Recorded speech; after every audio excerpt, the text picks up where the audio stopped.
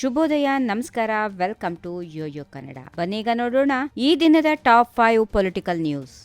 ಗೃಹಲಕ್ಷ್ಮಿ ಯೋಜನೆಯಲ್ಲಿ 19ನೇ ಕಂತು ಈಗಾಗಲೇ ಹಾಕಲಾಗಿದೆ. ಶೀಘ್ರವೇ 20ನೇ ಕಂತನ್ನು ಕೂಡ ಹಾಕುತ್ತೇವೆ. ಮಾರ್ಚ್ ತಿಂಗಳದ್ದು ಸ್ವಲ್ಪ ತಾಂತ್ರಿಕ ಸಮಸ್ಯೆಯಾಗಿದೆ. ಏಪ್ರಿಲ್ ಹಣ ಇಷ್ಟರಲ್ಲೇ ಜಮಾ ಆಗಲಿದೆ. ಹೀಗೆಂದು ಮಹಿಳಾ ಮತ್ತು ಮಕ್ಕಳ ಅಭಿವೃದ್ಧಿ ಇಲಾಖೆ ಸಚಿವೆ ಲಕ್ಷ್ಮೀ ಹೆಬ್ಬಾಳ್ಕರ್ ಸ್ಪಷ್ಟಪಡಿಸಿದ್ದಾರೆ. ಕಾಂಗ್ರೆಸ್ ಸರ್ಕಾರ ಅಧಿಕಾರಕ್ಕೆ ಬಂದಾಗಲೆಲ್ಲ ಜನರ ಜೀವನದಲ್ಲಿ ಒಳ್ಳೆಯದಾಗಲಿ, ಜನರಿಗೆ ಅನುಕೂಲವಾಗಲಿ ಎನ್ನುವ ನೀತಿ ಸಿದ್ಧಾಂತದಿಂದ ಆಡಳಿತ ನಡೆಸುತ್ತಿದೆ. ನಾವು ಚುನಾವಣೆಗೆ ಮುನ್ನ ನೀಡಿದ ಎಲ್ಲಾ ವಾಗ್ದಾನಗಳನ್ನು ಈಡೇರಿಸಿದ್ದೇವೆ. ಹಾಗಾಗಿ ಜನರು ಮುಖ್ಯಮಂತ್ರಿ ಸಿದ್ದರಾಮಯ್ಯಗೆ, ಉಪಮುಖ್ಯಮಂತ್ರಿಗಳೂ ಆಗಿರುವ ಕೆಪಿಸಿಸಿ ಅಧ್ಯಕ್ಷ ಡಿಕೆ ಶಿವಕುಮಾರ್ ಅವರಿಗೆ ಮತ್ತಷ್ಟು ಶಕ್ತಿ ತುಂಬುತ್ತಾರೆ ಎನ್ನುವ ಭರವಸೆ ಇದೆ ಎಂದು ಹೇಳಿದರು.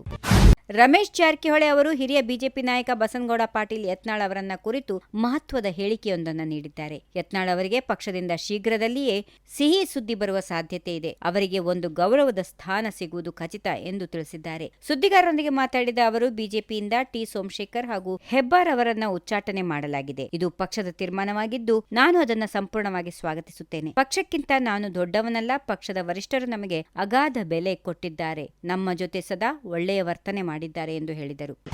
ತಮಿಳಿನಿಂದ ಕನ್ನಡ ಹುಟ್ಟಿದೆ ಹೀಗೆಂದು ವಿವಾದಾತ್ಮಕ ಹೇಳಿಕೆ ನೀಡಿ ಕನ್ನಡಿಗರ ಆಕ್ರೋಶಕ್ಕೆ ಗುರಿಯಾಗಿರುವ ನಟ ಕಮಲ್ ಹಾಸನ್ ಗೌರವಯುತವಾಗಿ ಕನ್ನಡಿಗರ ಬಳಿ ಕ್ಷಮೆ ಕೇಳಲಿ ಎಂದು ಮಾಜಿ ಸಿಎಂ ಬಿಎಸ್ ಯಡಿಯೂರಪ್ಪ ಆಗ್ರಹಿಸಿದ್ದಾರೆ. ಇತಿಹಾಸ, ಭಾಷಾಶಾಸ್ತ್ರ ತಜ್ಞರಲ್ಲದ ಕಲಾವಿದ ಕಮಲ್ ಹಾಸನ್ ಕನ್ನಡ ಭಾಷೆಯ ಬಗ್ಗೆ ಸಂವೇದನಾರಹಿತವಾಗಿ ಮಾತಾಡಿರುವುದು ಅತ್ಯಂತ ಖೇದನೀಯ ಹಾಗೂ ಖಂಡನಾರ್ಹ. ಅನಗತ್ಯವಾಗಿ ಶಾಂತಿ, ಸೌಹಾರ್ದತೆ, ಸಾಮರಸ್ಯಕ್ಕೆ ಭಂಗ ಉಂಟು ಮಾಡುವ ಅವರ ವರ್ತನೆ ಸರಿಯಲ್ಲ. ಅವರ ಅಭಿಪ್ರಾಯ ಮಂಡನೆಯ ಭರದಲ್ಲಿ ಕೋಟ್ಯಾಂತರ ಕನ್ನಡಿಗರ ಭಾವನೆಗಳಿಗೆ ಘಾಸಿಯುಂಟು ಮಾಡಿದ್ದು ಅವರು ಗೌರವಯುತವಾಗಿ ಕನ್ನಡ ಮತ್ತು ಕನ್ನಡಿಗರ ಕ್ಷಮೆ ಕೇಳಲೇಬೇಕು. ಕ್ಷಮೆ ಕೇಳುವುದರಿಂದ ಯಾರೂ ಸಣ್ಣವರಾಗೋದಿಲ್ಲ, ದುರಹಂಕಾರದಿಂದ ಯಾರೂ ದೊಡ್ಡವರಾಗುವುದಿಲ್ಲ ಎಂದು ಬಿಎಸ್ವೈ ತಿಳಿಸಿದ್ದಾರೆ.